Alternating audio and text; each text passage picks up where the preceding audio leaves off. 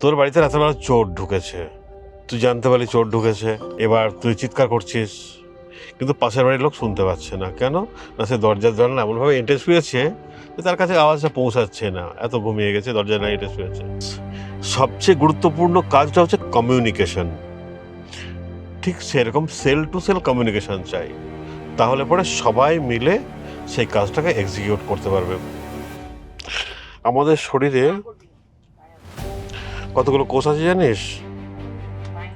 মোটামুটি একজন পূর্ণবয়স্ক মানুষের শরীরে 30 থেকে 40 ট্রিলিয়ন সেল আছে, তাই তো? এই যেমন নখের সেল, স্কিনের সেল, মাসলের সেল, ব্লাডের সেল। এবং মজার ব্যাপার হলো যে আমাদের এই প্রত্যেকটা সেল নিজেই ইন্টেলিজেন্ট। সাপোজ আমার এখানে কেটে গেল, গছ করে কেটে গেল, কি করবে? সঙ্গে সঙ্গে প্লেটলেট ছুটে আসবে। প্লেটলেট ছুটে এসে কি করবে? ওইখানে নেট বানিয়ে দেবে, দিয়ে ব্লাড সেলগুলো বাইরে না বেরায় সেটাকে প্রোটেকশন দেবে। একটা কথা বলিনি, কেউ যদি তার সেলুলার ইন্টেলিজেন্সকে হাইলি অ্যাক্টিভ করে রাখে, তা সে আরামসে 100 থেকে 120 বছর বাঁচতে পারবে।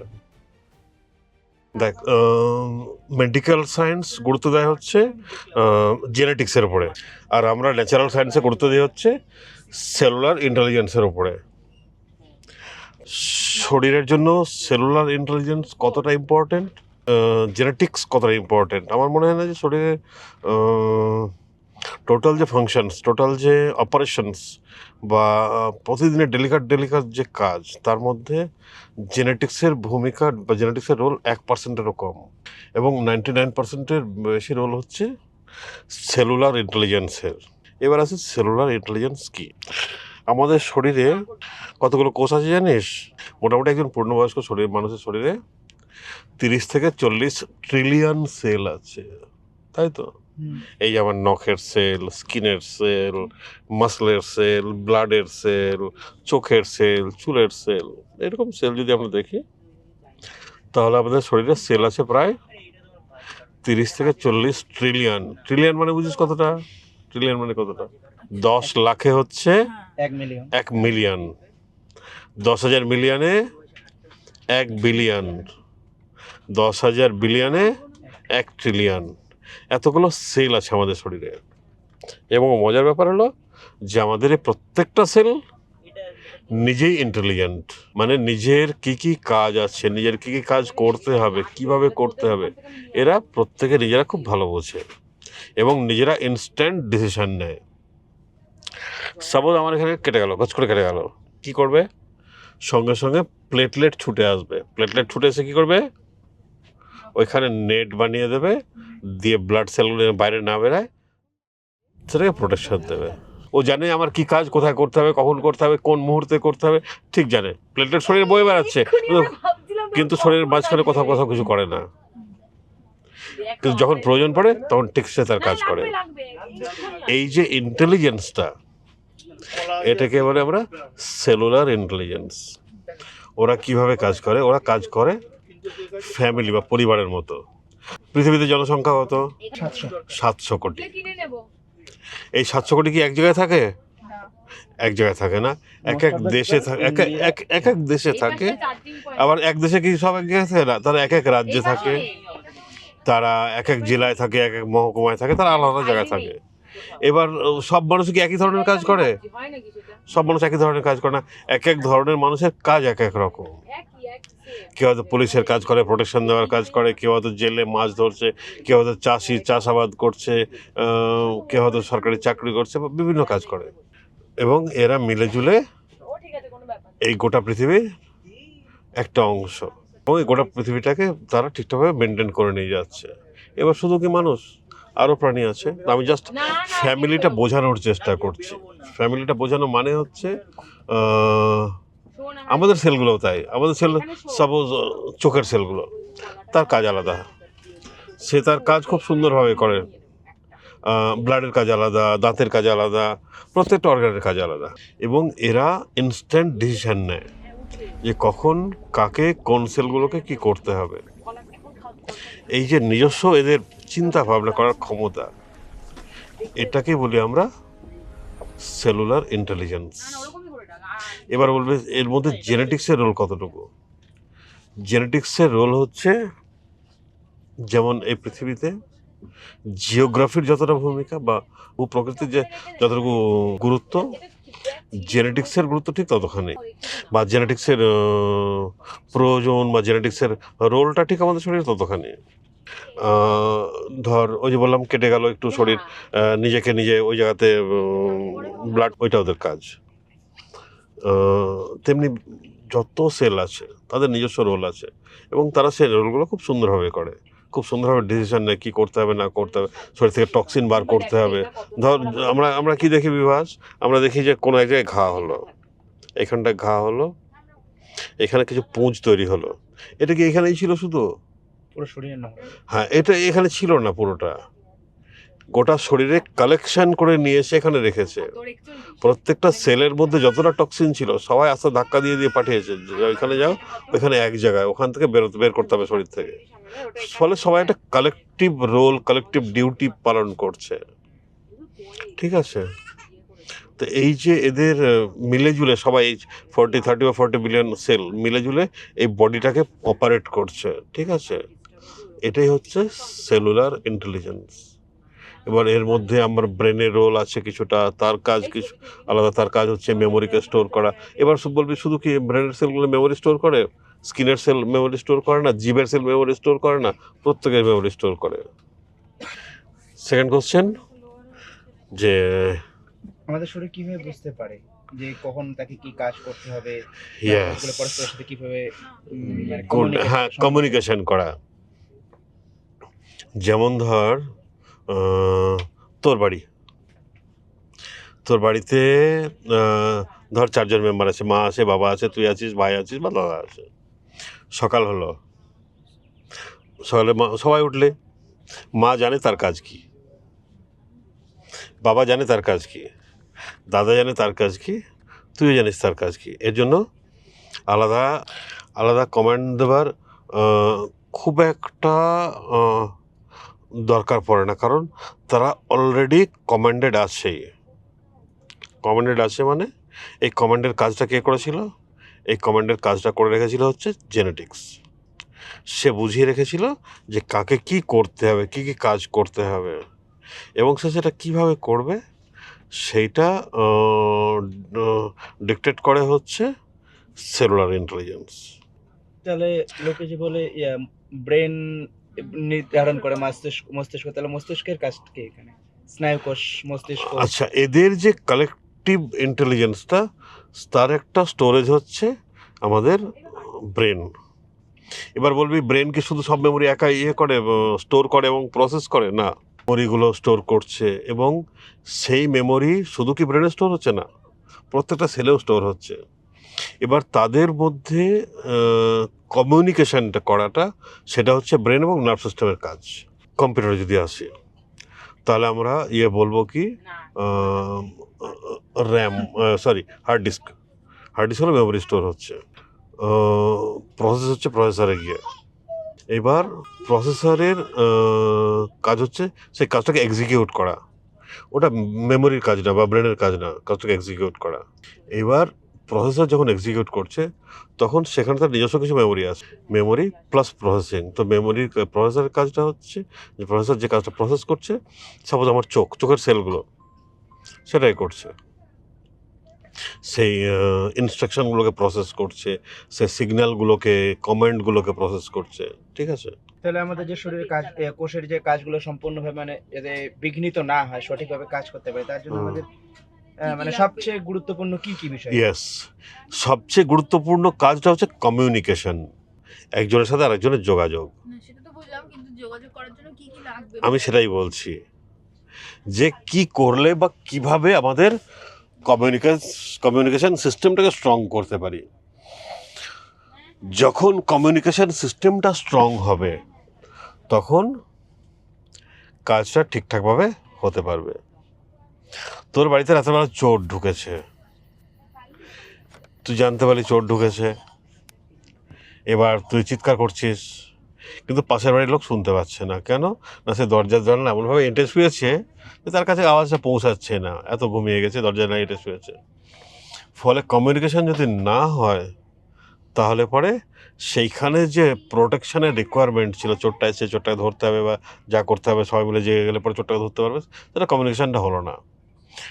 ঠিক সেরকম সেল টু সেল কমিউনিকেশন চাই, তাহলে পরে সবাই মিলে সেই কাজটাকে এক্সিকিউট করতে পারবে, বা যে প্রোটেকশনের কাজ হোক বা এনার্জি রিলেটেড কোনো কাজ হোক বা মেমোরি রিলেটেড কোনো কাজ হোক, যাই হোক না তারা প্রসেস করতে পারবে। কোশ্চেনটা কী ছিল? কোশ্চেনটা ছিল যে সেটা কীভাবে করতে পারবে বা প্রসেসটা কি কীভাবে সহজ হয়, কমিউনিকেশানটা মেনটেন করা। এই কমিউনিকেশনের দায়িত্ব হচ্ছে একেবারে যদি সহজ সরল কথা বলি তাহলে বলবো জলের।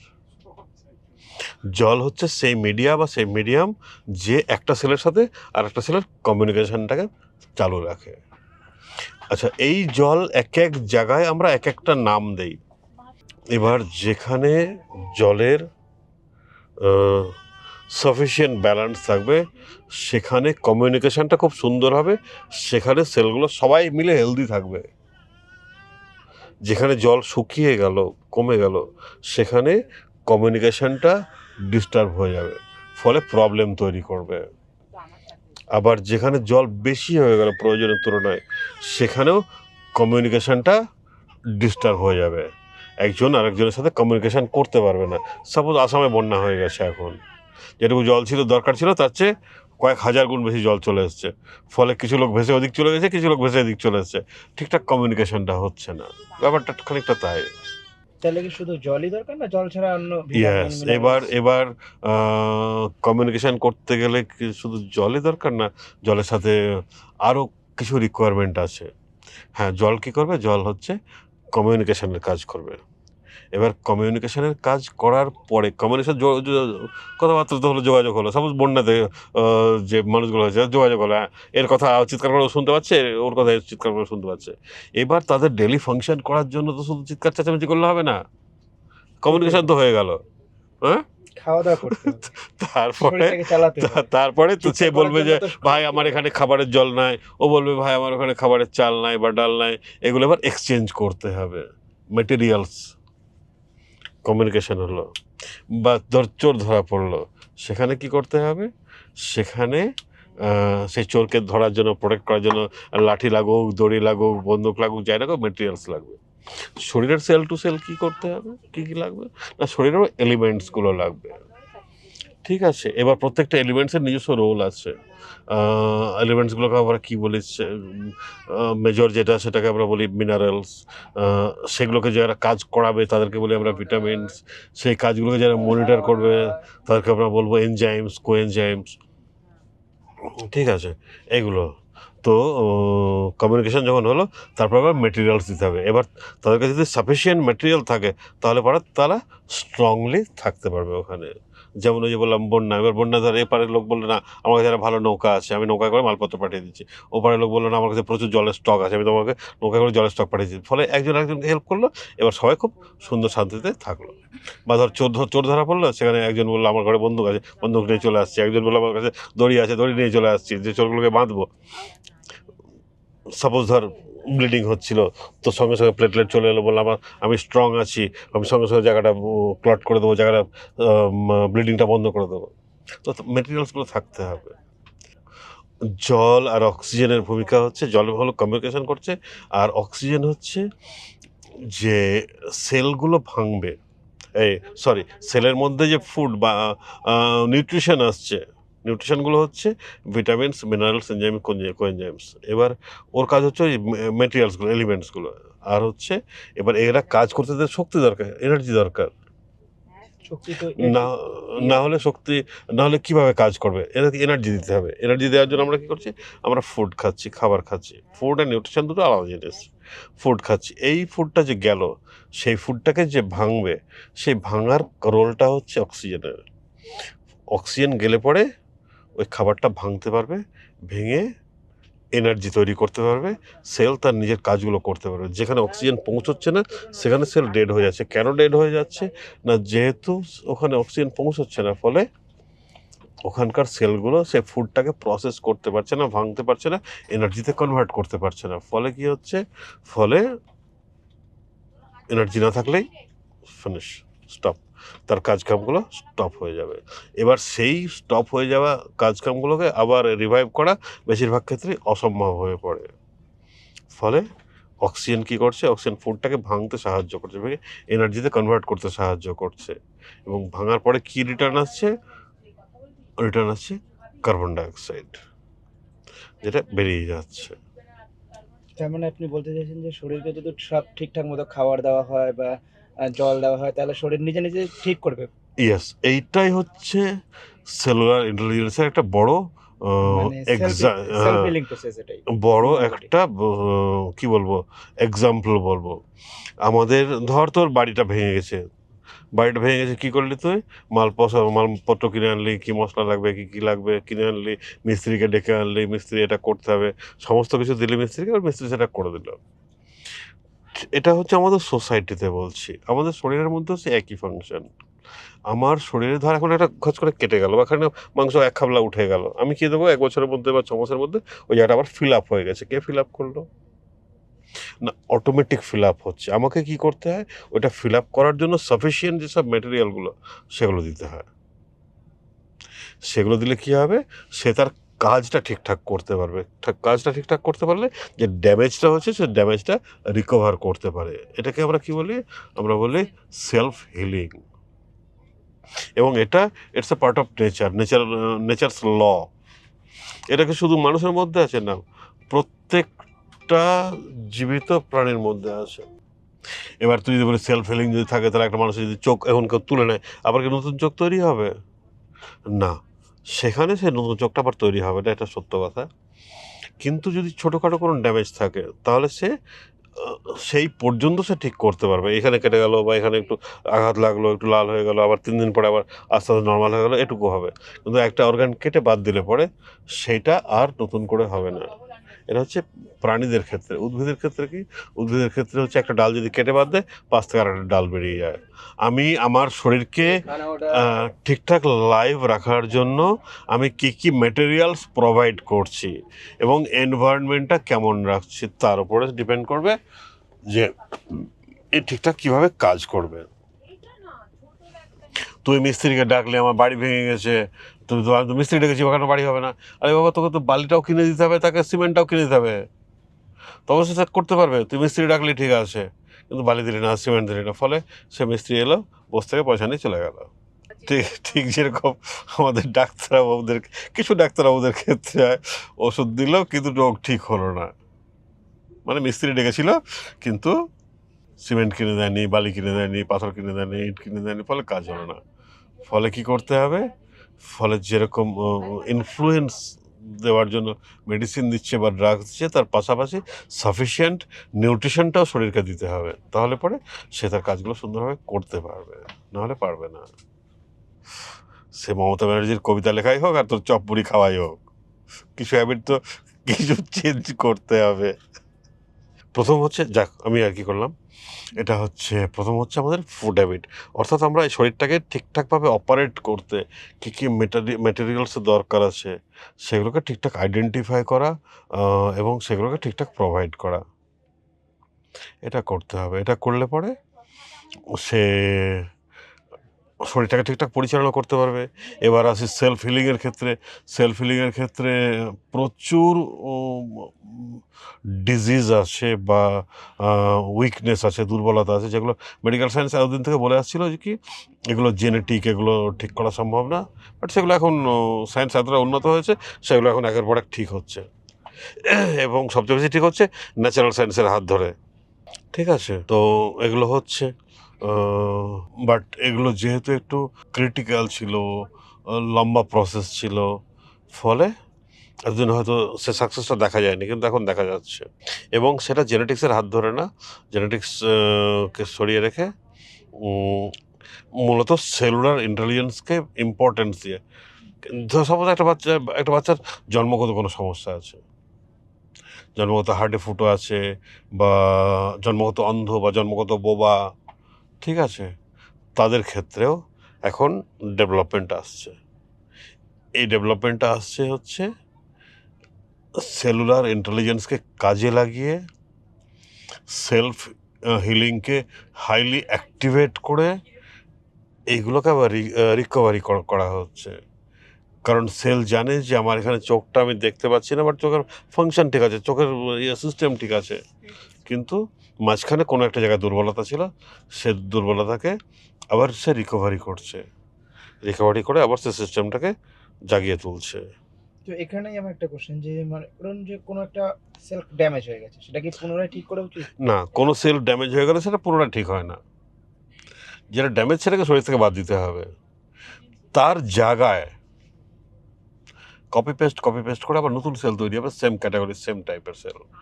যেটা হয় যে বললাম এখানে খানিকটা মাংস উঠে গেল, যেটা গেল সেটা গেল। এরা জানে, এখানকার ইয়েরা জানে যে এখানে কোন সেল লাগবে। এখানে চোখের সেল তৈরি হবে না, এখানে মাসল টিস্যুর সেলই তৈরি হবে। দেশে মাসল টিস্যুর সেল দিয়ে এরা এখানে ফিল আপ করবে।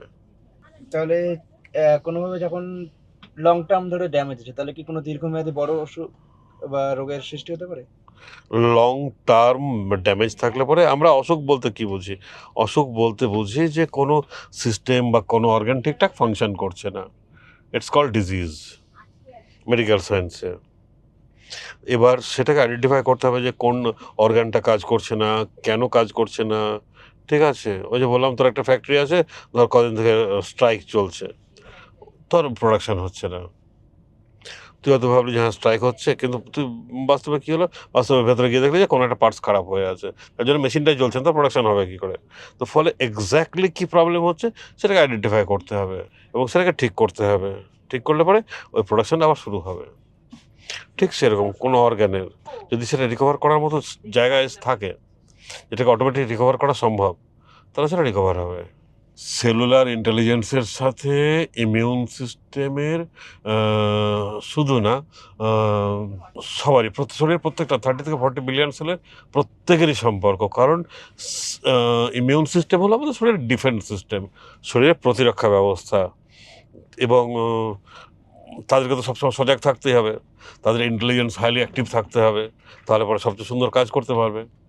আর আমার এখানকার পুলিশ যদি তার আছে প্রচুর, কিন্তু সব বছর ঘুমাচ্ছে, কিংবা হয়তো সন্ধ্যাবেলা তো গাঁজা খেয়ে সব নেশায় হয়ে আছে, তাহলে আমার ডিফেন্স সিস্টেম কী হবে? ডিফেন্স সিস্টেম আমার উইক হয়ে যাবে, দুর্বল হয়ে যাবে। ফলে ডিফেন্স সিস্টেম দুর্বল হয়ে গেলে পরে সেই পুলিশটাকে বন্দুককেও কেড়ে নিয়ে চলে যেতে পারে। তো শুধু সেলুলার সিস্টেম, সেলুলার ইন্টেলিজেন্সকে স্ট্রং রাখলে পরে কী হবে, সে তাদেরকে ঠিকঠাক মতো তাদের রোলগুলোকে অ্যালার্ট করতে থাকবে যে হ্যাঁ তোমার এই রোল আছে, তোমার এই রোল আছে। সেটা কী করবে? সেলুলার ইন্টেলিজেন্স করবে। ইমিউন সিস্টেমের সাথে যেসব সেলগুলো রিলেটেড আছে তাদেরকে অ্যালার্ট করে রাখবে যে হ্যাঁ তোমার এই কাজ আছে, তুমি ঘুমাবা না, তোমার এই দায়িত্ব আছে। শক্তিশালী ইমিউন সিস্টেম গড়ে তুলতে কোষের কি ভূমিকা রাখতে পারে? শক্তিশালী ইমিউন সিস্টেম গড়ে তুলতে কোষের মানে নির্দিষ্ট কিছু কোষের কিছু ভূমিকা আছে, যারা এই ডিফেন্স সিস্টেমটাকে মেনটেন করে। এবার ধর আমার এলাকার যে ডিফেন্স সিস্টেমটা, সেই ডিফেন্স সিস্টেমটা ঠিক রাখতে সবাইকে তো পুলিশ হলে হবে না। পুলিশ তো নির্দিষ্ট কিছু সংখ্যায় থাকবে যে হ্যাঁ আমার এই এলাকাতে 1 লাখ মানুষ বাস করে, সেখানে একটা থানা আছে বা পুলিশ চৌকি আছে, সেখানে হয়তো 10টা পুলিশ আছে বা 20টা পুলিশ আছে। ঠিক আছে, ব্যাপারটা হলো তাই। হ্যাঁ, সেই 20টা পুলিশকে সজাগ থাকতে হবে, বডি ফিট থাকতে হবে, যারা কোনো একটা খারাপ কাজ হলে পরে সঙ্গে সঙ্গে সেটাকে প্রোটেক্ট করতে পারে। শরীরের ক্ষেত্রেও তাই, বাইরে থেকে কোনো হয়তো একটা ফরেন মেটেরিয়াল এলো, সেটা হতে পারে লাইভ অথবা ডেড কোনো মেটেরিয়াল এলো, সেটা শরীর থেকে আবার ঘুরিয়ে বের করে দেওয়া। লাইভ মানে আমি হয়তো কোনো ব্যাকটেরিয়া বা ভাইরাস হয়তো অ্যাটাক করেছে, ডেড পার্টিকেল বলতে হয়তো কোনো একটা টক্সিন ঢুকে যা সাপে কামড় দিল বা একটা মৌমাছি বলতে হয় কামড়ালো। ঠিক আছে, সেই বিষটা সে টক্সিনটা ঢুকলো ভেতরে, সেগুলো সঙ্গে সঙ্গে অ্যালার্ট হয়ে গেলে সেগুলোকে এক জায়গায় আটকে দিয়ে শরীর থেকে বের করে দেওয়া। এবং এই প্রোটেকশনের কাজটা হচ্ছে সবাই করবে না, করবে কে?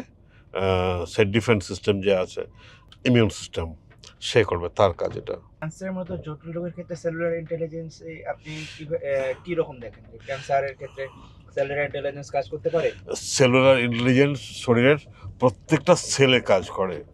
ক্যান্সার হওয়ার আগে প্রত্যেকটা সেল, যে কোনো সেল যেখানে ক্যান্সার এফেক্টেড হচ্ছে, সে সবসময় অ্যালার্ট করে যাচ্ছে যে এখানে বড় ডিস্টারবেন্স শুরু হতে পারে বা শুরু হতে চলেছে বা শুরু হয়েছে। আমরা কি করি? প্রথম পর্যায়ে সেগুলোকে ইগনোর করে যাই। সে আমাদেরকে শরীরের সেই অংশের সেই জায়গার সেলগুলো যে আমাদেরকে সিগন্যাল দিচ্ছিল, সে সিগন্যালগুলোকে আমরা নেগলেক্ট করে যাই, আমরা সেগুলোকে পাত্তা দেই না। দিয়ে এমন একটা অবস্থা এসে দাঁড়ায় যখন সে সেলগুলো হাইলি এফেক্টেড হয়ে গেছে, হতে পারে হাইলি প্রোটিন অ্যাকুমুলেশন হয়ে গেছে বা হাইলি টক্সিন অ্যাকুমুলেশন হয়ে গেছে, প্রচুর পরিমাণে বিষ জমে গেছে সেই জায়গায়, সেই জায়গার সেলগুলোর তখন ক্যারেক্টার চেঞ্জ হয়ে গেছে। তো পুলিশ যখন এলো না, ধর তো পাড়াতে খুব গন্ডগোল হচ্ছিল, পুলিশ যখন এলো না তখন কী হবে, তখন গন্ডগোলের সাথে এবার মারামারি কাটাকাটি শুরু হয়ে গেল। তো অনেক পরে যখন পুলিশ হলো তখন কী হবে, পুলিশ এসে দেখবে 10-20টা লোক মার্ডার হয়ে পড়ে আছে।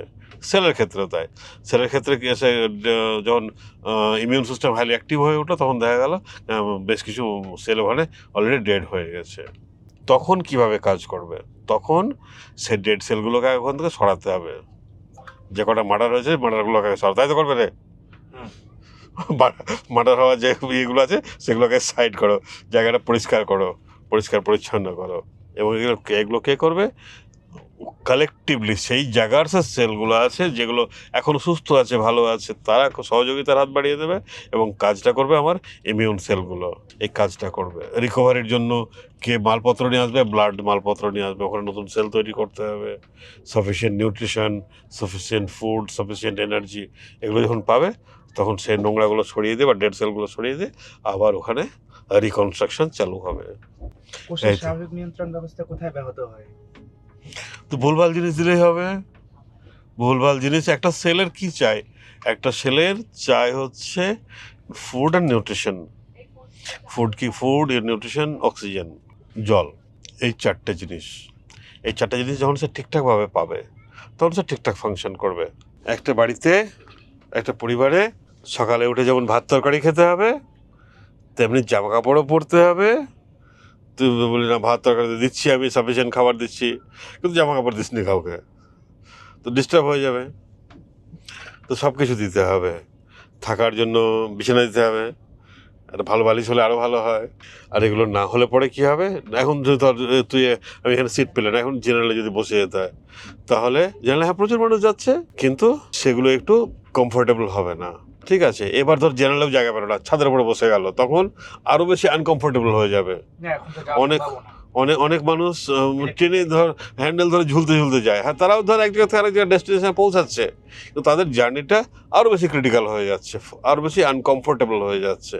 সেলের ক্ষেত্রেও তাই, ঠিকঠাক দিলে ঠিকঠাক সুন্দর কাজ করবে। তাহলে যদি একজন সাধারণ মানুষ মানে এখন থেকে শরীরের সেলুলার ইন্টেলিজেন্সকে শক্তিশালী করতে, হাইলি অ্যাক্টিভেট করে রাখবে, তাহলে প্রতিদিন তার জীবনে এরকম 5টা-10টা লাইফস্টাইল। হ্যাঁ, না তার আগে একটা কথা বলে নিই, কেউ যদি তার সেলুলার ইন্টেলিজেন্সকে হাইলি অ্যাক্টিভ করে রাখে তা সে আরামসে 100 থেকে 120 বছর বাঁচতে পারবে আরামসে। কিন্তু তাকে সেটা মেনটেন করতে হবে। আগে দেখেছিলাম, আমি আমার নিজের রিলেটিভকে দেখছি 118 বছর বেঁচে থাকে। হ্যাঁ, কারণ সে শরীরটা খুব যত্ন করে রেখেছে, খুব ভালোভাবে রেখেছে, শরীরের উপর অত্যাচার কম করেছে, শরীরের প্রয়োজনটা মিটিয়েছে। আমাদেরকে আমাদের শরীর কখন কি লাগবে না তার সিগন্যাল দেয়, তাহলে এরকম 5টা সিগন্যাল দেয় কি করতে হবে কি না করতে হবে, শরীর সিগন্যাল দেয়। এখন এই যেমন একজন বলছিল আমার খুব জল তেষ্টা পাচ্ছে, ইট মিনস মানে শরীর জল চাইছে, ফলে শরীরকে জল দিতে হবে, সাফিসিয়েন্ট জল দিতে হবে। স্যার জল খাওয়ার পর আবার জল তেষ্টা লাগছে, হ্যাঁ জল খেতে হবে। শরীর চাইছে, শরীর বলছে এটা, আমার জ্বর এলো, কেন জ্বর এলো, কোনো একটা প্রবলেম হচ্ছে, শরীর সিগন্যাল দিচ্ছে। এই সিগন্যালগুলো, পেচ্ছাপের সাথে ফেনা আসছে, সিগন্যাল দিচ্ছে, পেচ্ছাপের কালার চেঞ্জ হয়ে যাচ্ছে, পায়খানা কালার চেঞ্জ হয়ে যাচ্ছে, এগুলো সিগন্যাল দিচ্ছে, আমাদেরকে সিগন্যালগুলো বুঝতে হবে। অ্যালোপ্যাথি কী করে, অ্যালোপ্যাথি এগুলো ধামাচাপা দিয়ে রাখে। একজন এসে বলে স্যার আপনি বলছেন সুগারের ওষুধ দেবেন, সুগারের ওষুধ খাওয়ার আগে 10 দিন সমস্ত ওষুধ বন্ধ করে রাখতে হবে, তারপর রিপোর্ট করতে হবে। তো সমস্ত ওষুধ বন্ধ করতে গেলে তো সুগার বেড়ে যাবে অনেক। এটা ভুল। ঠিক কোনটা, না সুগার তোমার বেশিই ছিল বাবা, তোমার 500ই ছিল, তুমি ওষুধ খেয়ে ধামাচাপা দিয়ে রেখেছিলে, দিয়ে 250 শো করছিল, যে তোমাকে বললাম 10 দিন সব ওষুধ বন্ধ করে দাও, আবার সেই 500 গেট চলে গেল। তো ধামাচাপা দিলে হবে না, রুট কজে যেতে হবে, মূল কারণে পৌঁছতে হবে, দিয়ে সলভ করতে হবে। আচ্ছা, এবার তোর কোশ্চেন ছিল কি, কোন 5টা হ্যাবিট কমনলি মেনটেন যদি আমরা করি তাহলে পরে আমরা ভালো থাকবো, বা আমার সেলুলার ইন্টেলিজেন্স বা আমার শরীরের প্রোটেকশন সিস্টেম এগুলো ভালো থাকবে। 5টা অভ্যাসের মধ্যে প্রথম অভ্যাস কি, খাদ্যাভ্যাস। নো, ইয়েস, প্রথম অভ্যাস হচ্ছে সাফিসিয়েন্ট জল। সেকেন্ড হলো ফুড কোয়ালিটি মেনটেন করতে হবে। থার্ড হলো ফুড কোয়ান্টিটি মেনটেন করতে হবে। ফোর্থ হলো ফুড টাইমিং মেনটেন করতে হবে। 5 নম্বরটা হচ্ছে ফ্রেশ অক্সিজেন। শহরে তো আর ফ্রেশ অক্সিজেন পাওয়া যাবে না। সেক্ষেত্রে তাহলে অক্সিজেন সিলিন্ডার নিয়ে না, শহরে অক্সিজেন পাওয়া যায়, ফ্রেশ অক্সিজেন। কারণ কোনো শহরের হাওয়া বাতাস এক জায়গায় ঘন্টার পর ঘন্টা দাঁড়িয়ে থাকে না, কেন? হাওয়া সবসময় বয়ে চলেছে। তোমাকে কি করতে হবে? দেখতে হবে যে টাইমে পলিউশন সবচেয়ে কম, সেই টাইমটায় তোমাকে একটু বাইরে বেরিয়ে ফ্রেশ অক্সিজেন নিতে হবে। তুমি কি করলে? সেই টাইমটায় ঘরের মধ্যে ঘুমিয়ে থাকলে। বাইরে বেরোলে কখন? না, যখন অলরেডি এয়ারটা পলিউটেড হয়ে গেছে, তখন বাইরে বেরোলে। যারা শহরে মানুষ তাদের কথা বলছি আমি, যেখানে পলিউশনের প্রবলেম আছে। এটা হলো 5 নম্বর, যে সাফিসিয়েন্ট ফ্রেশ অক্সিজেন। হ্যাঁ, দিনের মধ্যে যদি খারাপ কিছু অক্সিজেন পেলো, মানে পলিউটেড এয়ার পেলো, তবু কিছুটা যেন ভালো অক্সিজেন পায়, ফ্রেশ অক্সিজেন পায়, সেদিকেও খেয়াল রাখতে হবে। মানে আপনি আমাদের যে যারা দেখবে এই ভিডিওটা তাদেরকে কি কি বার্তা দিতে চান? তাদেরকে বলবো ওই যে 5টা গাইডলাইন বললাম। সব প্রথম হচ্ছে সাফিসিয়েন্ট জল খাও। বলবে স্যার কত জল খাবো? দেখো, নর্মালি আমাদের শরীরের বডি ফাংশনকে, যার ওজন মোটামুটি 60 থেকে 65 কেজির মধ্যে একজন পূর্ণবয়স্ক মানুষ, তার প্রত্যেকদিন অ্যাভারেজ 2 থেকে 2.5 লিটার জল খাওয়া উচিত। এটা যদি কন্টিনিউ করে তাহলে কোনো প্রবলেম নেই। এবার আমি কাদেরকে 3 লিটার, 4 লিটার, 5 লিটার জল খেতে বলি? কারণ যারা দীর্ঘদিন এই ঘাটতিটা রেখে দিয়েছে, জলই খেতে চায়নি। আমাদের ওখানে একটা লোক ছিল, প্রবোধ বলে একজন গরিব মানুষ, খাবার খেতে পেত না, খাবার দেওয়ার কেউ ছিল না, ফ্যামিলি বলে কিছু ছিল না। তো সে কী করতো? যেখানে যেখানে অনুষ্ঠান বাড়ি আছে সেখানে সে খেয়ে বেড়াতো। তো আমরা প্রবোধকে কোনোদিন জল খেতে দেখিনি। প্রবোধের বক্তব্য ছিল যে জল খেলে যে জায়গাটা আবার জায়গা মানে ভর্তি হবে, সেই আমি খাবার ভরে নেবো। কারণ সবাই প্রত্যেকদিন আমার কপালে নেমন্তন্ন জুটবে না। এটা একজন মানুষের এক্সাম্পল দিলাম। তো যাই হোক, যখন আমরা বিভিন্ন জায়গায় খাবার পরিবেশন করতে দেখতাম গিয়ে প্রবোধ হাজির হয়েছে ওখানে। তো জায়গাটা প্রবোধ করতো। কিছু মানুষ আছে জল খাওয়ার হ্যাবিট খুবই খারাপ, খুবই কম পরিমাণ জল খায়, এবং যারা সবচেয়ে কম জল খায় তাদের শরীরে দেখা গেছে সমস্যা সবচেয়ে বেশি হয়। যাদের শরীরে ক্যান্সার দেখেছি, তাদেরও হিস্ট্রিতে গিয়ে দেখেছি যে তাদের জল খাওয়ার পরিমাণটা খুবই কম। মানে তাদের শরীরে যে টক্সিন জমছে, সেই টক্সিনটা কিছুতে বের হচ্ছে না, দীর্ঘদিন জমাতে জমাতে এই অবস্থায় পৌঁছেছে।